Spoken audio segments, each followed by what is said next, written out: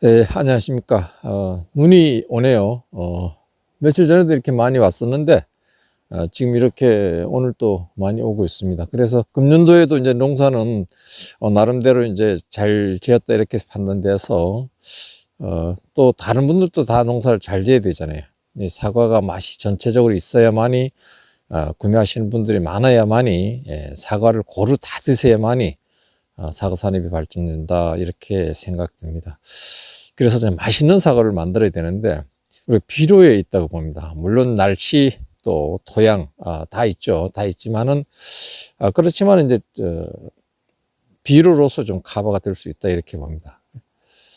그래서 제가 며칠 전에 이제 영상 찍으면서 이제 설명을 주로 이제 했는데 이번에는 이제 설명보다는 요점적으로 말씀 좀 드리겠습니다.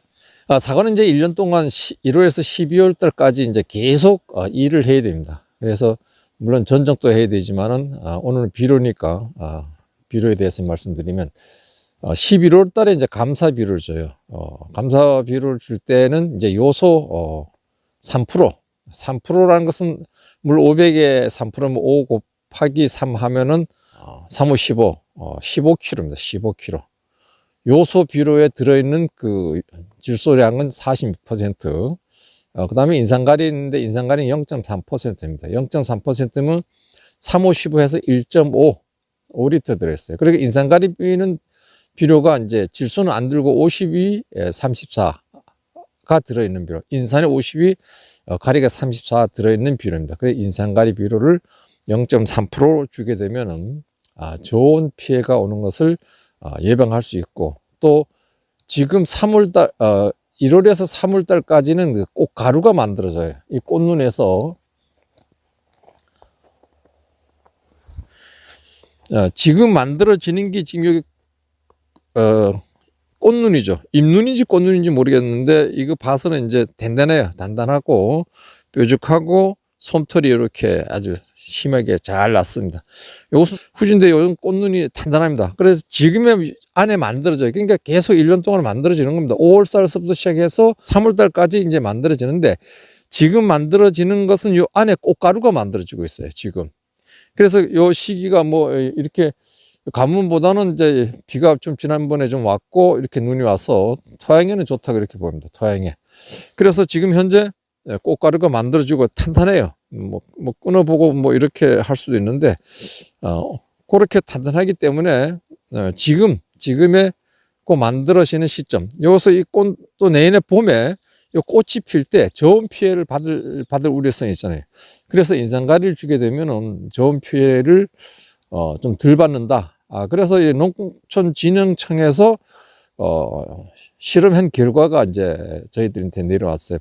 보니까, 뭐, 마이너스 2.2도에 꽃이 필 때, 저온 피해가 오지만은, 굉장히, 덜 온다는 것을 그 통계상으로 봤습니다. 그러니까, 그렇게 해 주시면 좋겠다 생각이 들고, 그 다음에 이제 11월 달에 이제 감사비를 줬다 하면은, 12월 경에는 석회, 고토, 석회는 알칼리성 비료죠. 석회. 고토는 마그네슘입니다. 이것은 이제 정부에서 그 토지 개량용, 용으로 이제 나오는 게 무상으로 나옵니다. 그래, 그걸 이제 나오는데, 그건 이제 12월 중하순에 이제 살포를 하시면 돼요. 그래, 요게 알칼리성이고, 석회는 알칼리성입니다. 고토는 마그네슘이죠.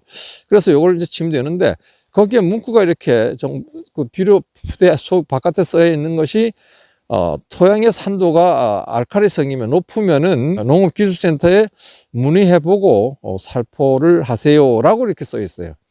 그러니까 토양의 산도가 높으면은 사과의 재배 지역은 뭐 6에서 6.5인가 그렇잖아요. 토양에. 그렇게 하면 좋은데 저는 6.7이더라고요. 토양에. 석회가 굉장히 많죠. 많기 때문에 그렇게 나는데 그래서 안 쳤어요. 그럼 안 쳤는데 지금 밖에 있는데 있다 보니까 비가 오고 이러면 딱딱해져 가지고 치지도 못하고 그렇습니다. 그래서 다른 뭐 여러 사람들한테 문의해 보기도 하고 하는데 그 정부에서 나오는 거 치라고 하네요. 그러니까 여러분들도 치시는 게 좋습니다. 친다고 해서 금세 토양이 뭐 산도가 확 뭐 알칼리성 확 올라간다든가 그렇지 않습니다. 산도가 올라가면 또 황으로 해가지고 산도를 또 낮출 수가 있어요. 그래 황을 쳐주면 이제 토양의 산도가 좀 낮아진다 이렇게 말씀드리고, 그 다음에 이제 퇴비는 언제 주느냐? 퇴비는 석회고토를 준 이후에 한 달 후에 주는 거예요. 퇴비를 한 달 후에 지금 이와 같이 눈이 올 때 이때 줘도 돼요. 지금 12월이죠. 이때 줘도 되고 눈이 다 온 다음에 눈 위에다가 뿌려줘도 돼요. 그래 이것은 제가 실험해 봤는데 눈 위에다 뿌려주는 것이 가장 좋습니다. 제가 이제 유르대라고 있습니다. 유르대. 그 유르대는 누룩치예요. 명칭이. 우리도 강원도에서는 누리대를 하는데 누리대를 재배를 해봤습니다. 그 이제 너무나 신경 써야 되기 때문에 쉽게 재배는 안 돼요. 그래 그렇게 재배하는 사람도 있는데 우리 지역에 그래 한 대공에 1,000원, 1,500원 이래 해요. 유리대 한 대공에. 그때 제가 이제 그 재배하는 거 잘 몰라가지고 그래 나게 하고 이 눈 위에다가 완숙된 퇴비를 완숙돼야 돼요. 그 냄새 나는 건 안 됩니다. 그래가지고 이렇게 뿌려놨어요. 그러니까 봄에 녹으면서 이게 땅으로 스며들었는데 와 유리대가 그냥 이렇게 막 그냥 쫙쫙 크더라고요. 그래서 토양에 퇴비가 침투하는 것은 눈 위에서 있다가 함께 녹으면서 천천히 스며들어가는 것이 참 이 토양에 굉장히 좋지 않느냐 이런 생각을 합니다. 그래서 퇴비는 뭐 1월 달에 시기적으로 1월 달에 주는 것이 좋겠다 이렇게 말씀드리겠습니다. 그 다음에 이제 마그네슘 고토가 있어요. 입상 마그네슘 고토. 마그네슘 고토는 2월 달에 주면 됩니다. 2월 달에 이제 주는데 또 다 이렇게 월별로 설명드리고 이제 줘도 되는지 안 되는지 또 말씀드릴게요. 2월 달에 이제 마그네슘 주는데 마그네슘 뭐냐면 잎틀이 튼튼하게 지르고 잎이 튼튼하게 되면은 세포들이 모여서 잎이 딱 나야 되고 세포가 이렇게 세포와 세포들이 이렇게 붙어 있는 이 공간 이걸 탄탄하게 해주는 거예요. 그래서 이 탄탄하면은 이 병균 포자들이 와서 분생 포자들이 와서 얘 침범하기 어려워요.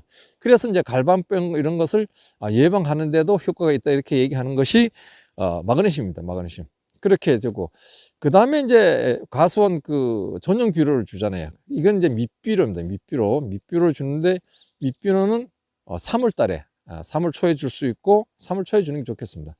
요 밑비료는 이제 보통 NPK가 있고 그 다음에 붕소, 마그네슘 요런 비료가 들어있는 걸 주셔야 돼요. 그러니까 3월 달에 주는데 이전에 전달에 내가 뭐 주라고 얘기했잖아요. 그런 거 다 안 줬으면은 그러니까 과수 전용 비료만 줘도 된다 이렇게 말씀드리겠습니다. 그러니까 고토를 줄 수가 있는데 별도로 줄 수가 있지만은 3월 달에 과수용 전용 비료 줄 때 마그네슘이 들어 있으면은 됩니다. 그러니까 안 줘도 되고 그 다음에 4월 달에 석회를 안 줬다고 하면은 토양에서 석회 주는 게 좋습니다. 그러니까 4월 달에 질산 칼슘을 관주를 해주면 돼요. 질산 칼슘. 그래서 그렇게 해주고 6월 달에는 이제 입상 황산가리 6월 달에 후지는 7월 달에 입상 황산가리 이렇게 해주면 돼요. 이 수확기가 들어와서는 과일을 이제 크게 해야 되고 익혀야 되잖아요. 그럴 땐 수확기가 들어와서 7월 이후 8월 9월 달에는 황산가리를 토양에 질소가 굉장히 많다 이렇게 느껴지면 과실 크는 거 보면 알아요. 나무 이파리 이런 거 보면은 너무 짙고 좀 그렇다. 그렇게 되면은 황산가리를 300평에 4kg 정도 그렇게 주시면 돼요. 그렇게 주시면은 가리는 질소를 흡수를 좀 억제시키는 약한 기량작용을 합니다. 그래서 또 그렇게 잘 주게 되면은 수확 후에 이파리가 풍이 드는 산에 있는 나무들과 같이 똑같은 모양을 셉니다. 그래서 제가 올해는 그렇게 해봤어요. 해보니까 단풍이 들더라고요. 사과나무가 단풍이 들어요. 그전에는 이걸 그렇게 황산가리를 나중에 저희 안 주다 보니까 잎이 퍼르면서 과일은 익긴 익었는데 올해는 숙성이 된 과일이 잘 숙성이 돼야 돼요. 숙성된다는 것은 과일은 전분하고 당분으로 이루어져 있습니다. 그러니까 전분과 당분을 분해를 촉진시켜 주는 것이 인산입니다. 인산. 가리는 익게 하고 과일을 크게 하는 게 가리입니다. 그러니까 인산가리를 연면살포 하고 또는 이제 인산가리를 관주 해주면은 분해가 되면서 아삭하고 적당히 딱 경도가 있고 과일이 크고 색깔이 잘 나죠. 색깔은 그 뭐 25도에서 28도 온도도 중요하지만 토양에 있는 가리 성분이 좀 있어야 된다. 가리나 칼슘, 이런 것이 전부 다 가리, 칼슘, 인산, 이 세 가지는 착색 내는데 도움을 주는 그 비료들입니다. 그러니까 인산가리를 주고 인산칼슘도 주고, 그래서 착색이 낼 때 그렇게 인산가리만 너무 많이 주면 안 돼요. 인산가리를 줬으면은 인산칼슘을 준대. 그 연매 12 할 때는 수확 40일 전에 뭐 칼슘, 염화칼슘을 이제 주고, 6월, 7월에는 연매 12는 칼슘 한 번, 마그네슘 한 번, 칼슘 한 번, 마그네슘 한 번, 이렇게만 주면은, 전반기 6월, 그러니까 육아기를 벗어나고 치는 거예요, 육아기. 육아기 때는 과일이 솜털이 있었잖아요. 이때는, 너무 세게 약을 쳐도 그렇고, 또 유제를 쳐도 그렇고, 또 뭐 마그네슘 준다든가 칼슘 준다든가 너무 세게 주면은 다 동록이 발생돼요. 그러니까 동록이 발생된 과일이 그 육아기 때는 솜털이 있잖아요. 솜털을 건들게 되면은 과일을 보호해 주는 게 솜털입니다. 그런데 건들게 되면은 이 큐티클층이라 해요. 위에를 껍데기를 가지고 그 껍데기를 가지고 큐티클층 하는데 이 안쪽에는 크로코아 조직이 있어요. 크로코아 조직. 그 조직이 밖으로 나오는 거예요. 그러니까 큐티클층을 보호하기 위해서. 그래서 거기에서 아무는 겁니다. 그것이 이제 동록 표시기 때문에 그때는 약제 칠 때도 그렇고 너무 세게 또 구리도 이제 동록의 발생의 원인이 돼요. 구리, 유제, 전착제, 다른 뭐 비료들 세게 넣었을 때, 요때 동록이 발생돼요. 그러니까 그때는 육아기 때는 뭔가 조심해야 된다네. 너무 세게 또 약을 치는데 바람을 넣어서 세게 치면 과일끼리 이렇게 부딪힐 수가 있어요. 부딪힐 수 있고 하면 상처가 나면은 그렇게 동록이 발생된다, 이렇게 말씀드리고, 그래서 동록이 발생되지 않기 위해서는 그 좀 전에 말씀드린 그런 내용들을 고려하면 좋겠다, 이렇게 말씀을 드리겠습니다. 11월 달은 감사비로, 그 다음에 12월 달은 석회고토, 그 다음에 1월 달은 퇴비, 그 다음에 2월, 3월에는 입상고토, 3월 초에는 과소형 전용비료, 마그네슘과 붕소가 있는 것, 이렇게 주려 했잖아요. 월별로 이렇게 나눴어요. 이 나눈 이유는 이 비료들이 질소와 알칼리성이 이렇게 합하게 되면은 가스가 발생돼. 그러니까 가스가 발생되면 뿌리가 썩죠. 농사를 지으면서 이렇게 보면은 어떤 집은 퇴비를 이제 많이 줘요. 많이 주고, 그 다음에 또 비료를 또 쳐요. 그런데 봄에 올라오는 거 보면은 식물이 안 친 사람들이 더 잘 커요. 그래서 지금이 내가 이해를 할 수가 있는 것 같아요. 퇴비를 주고 또 비료도 질소 비료를 주고 이래서 가스가 발생된 거다. 가스가 발생되니까 농작물이 힘들게 크는 거예요. 그래서 이제는 저도 이제 비료에 대해서 좀 살펴보다 보니까, 왜서 그 집은 굉장히 성실하게 일을 하는데도 불구하고 작물들이 잘 안 크느냐, 이걸 내가 생각할 수 있어요. 그러니까 뭐냐면 이제 완숙되지 않은 퇴비를 주고 퇴비를 갈았는데 얼마 안 해서도 또 이 질소질 비료를 줘서 차등을 이렇게 기기를 두고 줘야 되는데, 아까 말씀드린 대로 1개월씩 차이를 이렇게 주고 하시는 괜찮은데, 주고 또 주고 이런 식으로 되다 보니까 암모니아 가스가 생기죠. 암모니아 가스가 생겨서 암모니아 가스가 발생되게 되면 이제 뿌리를 썩게 하는 거예요. 그래 뿌리가 썩으면 지상에 있는 식물체가 제대로 못 자라는 겁니다. 그래서 그렇구나 하는 생각을 하는데, 그래서 오늘 이제 미숙된 퇴비를 쓰면 안 돼요. 쓰면 안 되는데, 미숙된 퇴비는 갖다가 사서 한 6개월 정도 쌓아놓고 위에 비닐을 덮어놔요. 물이 안 들어가게. 그렇게 덮어놓고 해놓으면 그게 발효가 됩니다. 발효가 되는데 김이 막 나오죠.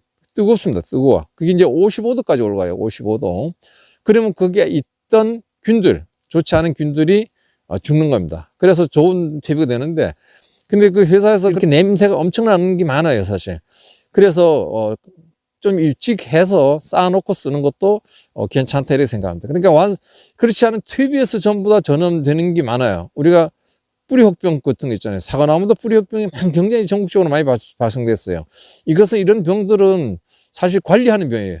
농업기술센터에서 관리하는 병인데, 이런 건 묘목상에서 파는 경우가 많아요. 제가 유튜브 찍어놨지만은, 전부 다 그래. 내가 씻어보니까 전부 다 뿌리기가 그래가지고, 이제는 여러분들도 이제 사과나무를 심으려고 하면 묘목을 갈 때 뿌리 부분에 무슨 혹이 있는지 없는지 그 반드시 보시고, 뿌리 혹이 있다면 전부 다 안 사는 게 좋아요. 그 밭이 다 전염됐고, 그것은 전염되는 것이 퇴비, 미완숙 퇴비에서 발생되는 균에 의해서 그런 병이 만들어지는 거예요. 그러니까 저도 뭐 재작년에 한 50그루 샀다가 불에 다 태우고 묘목상 보고 돈을 보내라 그러니까 돈을 보냈더라고요. 그랬는데 그냥 그 나무를 심었다 뽑고 하니까 그 밭에도 전염될 우려성도 있었다는 생각이 드는데, 근데 섭섭하게 기분이 좀 안 좋기만 했습니다만은 뭐 인생 그렇게 긴 거 아니고 그래서 그냥 그렇게 넘어갔습니다. 퇴비가 완숙된 것을 사용해야 되는데, 그렇게 냄새가 나고 완숙되지 않는 퇴비를 쓰면 칼슘, 인산 이런 것과 만나면은 흡수가 안 되고 그 암모니아 가스가 발생된다. 이렇게 말씀드리겠습니다. 퇴비는 이제 완숙된 퇴비를 사용해야 됩니다. 그래야만이 칼슘, 뭐 인산 이런 거 잘 안 녹아요. 그러나 이 완숙된 퇴비와는 잘 녹습니다. 잘 녹게 되면 식물의 흡수를 잘하는 그런 효과가 좋게 나타나죠. 인산하고 칼슘, 이것은 퇴비하고 숙성이 잘 된 퇴비를 되면은 이제 괜찮은데, 완숙되지 않은 비료 퇴비가 있어요. 그거는 그야말로 사가지고 완숙을 시켜가지고 한 5, 6개월 정도 있다가 이렇게 사용하면 좋은데, 그렇게 완숙되지 않은 비료다 이렇게 되면은 굉장히 그 모든 비료와 같이 만나게 되면은 암모니아 가스가 발생해서 식물의 뿌리가 썩는다, 이렇게 말씀드리겠습니다. 또 무기질 비료와도 무기질 비료끼리도 혼용하면 안 되는 게 있어요. 그러니까 알칼리성 석회입니다. 그 알칼리성 비료와 이중 복합 비료, 다시 말해서 질소가 들어있는 비료와는 혼용하면 안 돼요. 그냥 가까운 기간 안에 살포해도 안 된다는 거예요. 그러니까 거리를 두고 살포를 하는 것이 뭐 3, 4주 정도. 그래서 아까 그 퇴비 뭐 석회고토 주는 거 전부 다 1개월씩 이렇게 한 것은 그렇게 하면은 그 아모니아 가스가 발생되지 않는다. 이렇게 말씀드리겠습니다. 뭐 용선인비라든가, 용선인비도 인산 뭐 하고 석회가 들어있고 이래. 용선인비 그것도 이제 알칼리성 비료예요. 그 다음에 칼슘도 알칼리성 비료, 또 뭐 석회가 들어있는 토양계양제, 그것도 알칼리성 비료입니다. 알칼리성 비료와 그 다음에 질소가 들어있는 비료 또는 이제 유기질 비료, 이것도 3주 이상 이렇게 떨어져서 살포를 해야 된다, 이렇게 말씀드리겠습니다. 그러니까 요소 비료를 주고 뭐 퇴비도 주고 뭐 이렇게 그냥 그 짧은 시간 안에 그렇게 다 하면은 식물들이 그 암모니아 가스를 발생해서 식물체도 죽고 뿌리도 상한다, 이런 말씀드리겠습니다. 오늘은 그 비료에 대해서 한번 생각을 해봤습니다. 감사합니다.